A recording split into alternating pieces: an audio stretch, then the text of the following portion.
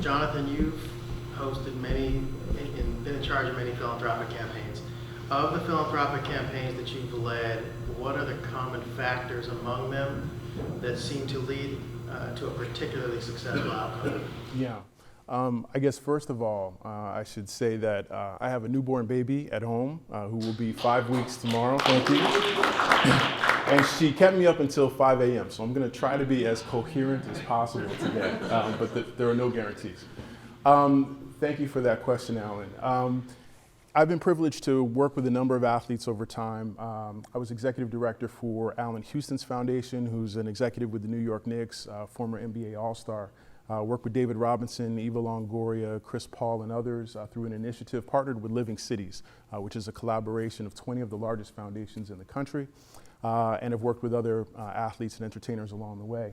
I think that what I've seen as far as what elements seem to be there when we have success is, first of all, a principal who is really committed to the cause and mission first. The way that we approach these initiatives is through partnership, working with the athlete, with the resources and assets that are available to that individual, corporate players, sponsors who are willing to participate, and then community-based organizations. So I'm sure we've all experienced this in the room. All of us are practitioners here in sports philanthropy. When an athlete or entertainer typically tries to do this on their own, tries to do it themselves, staff up a foundation in their name and acquire all the resources and expertise needed to be successful, we typically see the impact of those initiatives fall by the wayside. For us, one of our best practices that we've seen across these experiences is to partner with a nonprofit organization who has particular expertise in that cause area and empower them to do the work on the ground. We don't recommend that the athlete or entertainer reinvent the wheel, but rather use the most effective wheels to their disposal. Corporate partners, we see this growing interest in CSR and willingness of corporations to get involved, but we also have to make sure that those corporate partners are mission first. Of course, there's going to be sponsorship benefits that go back to the corporation, media impressions, other things that they're looking for as part of their cause marketing initiative. But when we have a corporate partner who really believes in the mission and is willing to leverage their own resources, not just money, but perhaps staff and expertise as well, we see those initiatives be successful.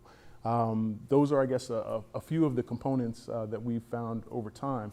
But it really comes down to the commitment, the buy-in that each of the parties who are represented in that philanthropic partnership extend and are willing to execute on behalf of the initiative. We just, your point is well taken. We just did that this past year where I had, year one, I had a board of 8. Year two, I had a board of 15.